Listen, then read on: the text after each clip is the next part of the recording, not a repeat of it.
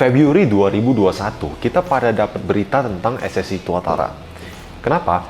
Karena di bulan sebelumnya, tepatnya di 17 Januari sebelumnya, SSI Tuatara berhasil mencatatkan average speed di 282 mph atau sekitar 455 km per jam. Hasil ini didapat dari 2 kali tes run di Kennedy Space Center di Florida, dan nampaknya kenceng ya.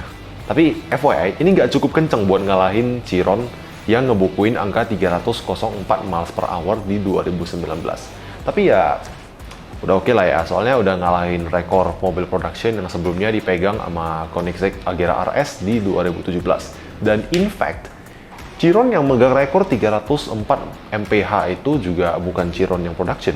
Itu Chiron yang pre-production dan udah dimodif juga gitu loh. But why? Kenapa hal ini gue mention? Welcome to Cakap Moto, dan di episode kali ini, SSI Tuatara.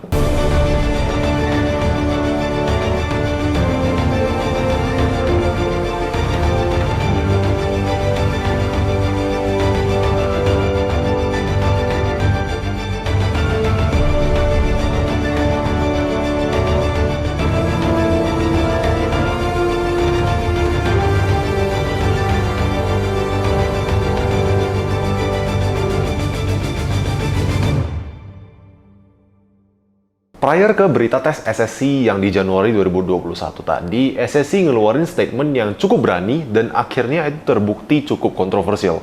Karena mereka ngeklaim dan even nge-publish data dan video tentang tes mereka dengan Tuatara yang berhasil ngecatetin average speed 316 mph dari data yang diambil dari average 2 kali run.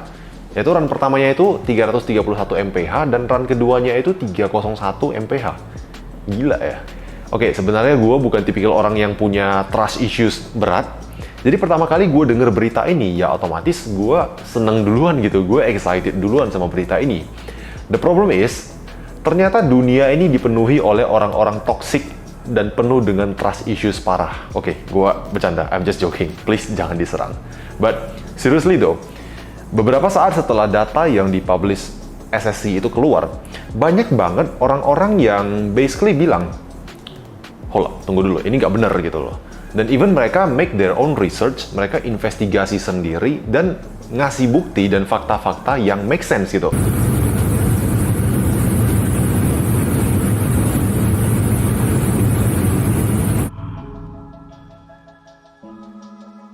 Gua nge-fanboynya, ini saatnya kita masuk ke kontroversinya. Pertama, oke, emang setiap top speed run itu punya SOP, yaitu mobil yang dites itu wajib nge-run 2 kali di test trip yang sama, di mana run pertama itu dari poin A ke poin B, dan run kedua itu dari poin B ke poin A. Berlawanan gitu ya. Dan hasil final dari test run ini adalah rata-rata dari kedua run ini. Nah, biasanya 2 kali run ini bakal punya hasil yang bedanya nggak jauh-jauh amat. Biasanya run kedua itu bakal sedikit lebih tinggi dari run pertama, dan biasanya itu ya hanya margin beberapa mph gitu, bahkan yang paling jauh pun hanya 10 mph.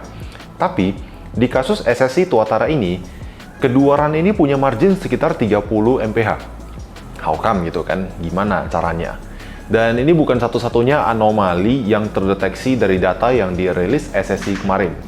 Banyak juga orang-orang yang point out kalau video speed run-nya Tuatara itu speedometernya di blur gitu loh, ditutupin sama grafik gitu. Ada apa gitu kan? Akhirnya para netizen pun keluar dan pada ngatain kalau ini fake banget, kagak mungkin speednya segitu, dan itu nggak sinkron sama videonya. Kalau dilihat dari video cockpitnya itu nampaknya terlalu slow, bahkan untuk 300 mph doang. Nah, setelah viral, setelah rame, beberapa YouTuber yang udah raksasa pun pada bermunculan dan pada ngelakuin investigasi yang besar-besaran.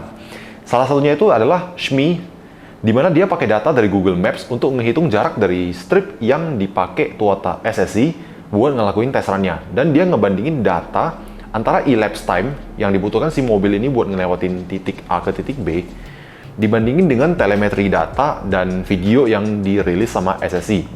Ya, gue nggak bakal jelasin terlalu panjang lebar sih tentang hal ini, karena kalau kamu tertarik, kamu pengen dengerin cerita lengkapnya, kamu bisa cek link di deskripsi dan tonton langsung video lengkapnya si Shmi. Akan tetapi, singkatnya gini, Shmi berhasil kalkulasiin bahwa telemetri data yang dipublish sama SSI itu hasilnya jauh lebih tinggi daripada apa yang dia hitung. Dan gini ya, kalian boleh nggak percaya sama gua, akan tetapi orang kayak Shmi itu, bro, lu kalau mau berargumen sama dia, gua sih saranin lu bawa data yang lengkap gitu. Dan even worse buat SSI, Engineering Explain juga akhirnya buka suara dan ikut ngebongkar skandal ini. Mereka nge-publish video yang pada dasarnya isinya itu adalah kalkulasi mereka sendiri terhadap kontroversi ini. Dan lagi-lagi, gak bakal gue jelasin semua, tapi kalau lu mau lihat perhitungannya yang lengkap, lu bisa cek link di deskripsi. Dan konklusi yang didapat dari videonya Engineering Explain itu pada dasarnya adalah kecepatan sebenarnya dari video yang dipublish SSI itu, dan dibandingin dengan beberapa faktor yang ada, itu di 240 mph. Oke, I get it. 240 itu juga udah 300-an kph gitu. Tapi masalahnya sekarang kan angka ini jauh banget di bawah klaimnya SSI yang bilang mobil mereka itu bisa nyampe 331 mph. Dan sekali lagi, lu mau gak setuju sama gue silakan. Tapi Shmi sama Engineering Explain itu bukan orang yang sembarang ngomong, bro. Well, nampaknya ini bukan tipe publicity yang diharapin sama SSI. But of course, mereka itu gak bakal tinggal diam. So, Jared Selby, si CEO-nya SSI North America, akhirnya buka suara buat ngerespon backlash ini. Dan mereka ngeluarin pernyataan bahwa mereka itu sebenarnya memang mencapai rekor segitu. Dan even metode mereka dalam mengukur kecepatan itu, mereka buka semua ke publik, mereka publish. Dan katanya mereka itu pakai alat-alat dan sensor dari Deweytron buat ngukur speednya. Lebih kerennya lagi, SSI bahkan ngeklaim kalau Deweytron sendiri ada ngeluarin seperti surat gitu ya, yang nyatain kalau alat yang mereka supply ke SSI itu akurat. Deweytron itu juga bukan company yang baru lahir 3 hari sebelum testernya dilakuin. Mereka itu adalah spesialis peralatan testing dan measurement dari Austria yang udah berbisnis di bidangnya dari tahun 1989. Nah, ini nampaknya adalah sebuah comeback yang cukup epic ya dari SSI. Mereka katanya punya data yang akurat dan pakai alat dari supplier ternama. Akan tetapi, somehow beberapa saat setelah dirilisnya statement ini, Deweytron juga balas ngeluarin statement yang pada dasarnya ngatain mereka nggak jamin alat yang dipakai sama SSI itu. Dan SSI sendiri juga nggak ngirimin hasil tesnya ke Deweytron untuk diverifikasi. What the fuck, kan? Nah, basically setelah para netizen dan YouTuber nyerang si SSI, Deweytron ini bakal jadi last line of defense-nya mereka lah. Akan tapi, memang orang-orang di SSI itu dari awal ngikutin mayoritas SOP. Cuman sialnya, mereka somehow lupa buat panggil orang dari Deweytron buat mantau and konfirmasiin tesnya mereka. Lupanya sengaja atau nggak sengaja, who knows.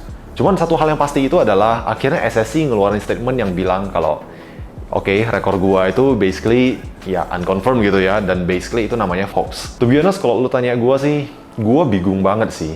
Company sekelas SSI itu bisa ngelakuin kesalahan seperti ini. Kayaknya ini hal yang, sorry ya, tapi ini kayaknya careless banget gitu. Kayaknya kenapa nggak diperhitungin? Tapi ya itulah, kita nggak bakal bisa tahu apa yang terjadi hari itu dan kenapa SOP yang dipakai ini bisa dibilang nggak standar banget gitu.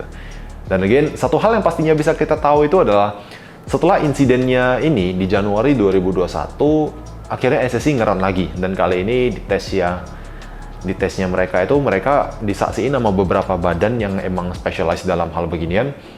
Jadi mereka itu dibarengi sama Race Logic, Live Racing, Garmin, dan bahkan IMRA on site buat konfirmasi hasilnya mereka, dan resultnya ya cukup impresif lah, karena ngalahin rekor Agera sebelumnya dengan catatan resmi di 282,9 mph. Happy ending, you be the judge deh. Gua nggak mau komentar terlalu banyak soal hal itu, but overall itu cukup impresif, dan unfortunately ini adalah akhir dari video kita kali ini. So, gua harap kalian suka sama videonya. Jangan lupa buat like and share, dan kalau belum subscribe juga jangan lupa subscribe. So, gue Niko, dan sampai jumpa lagi di episode selanjutnya.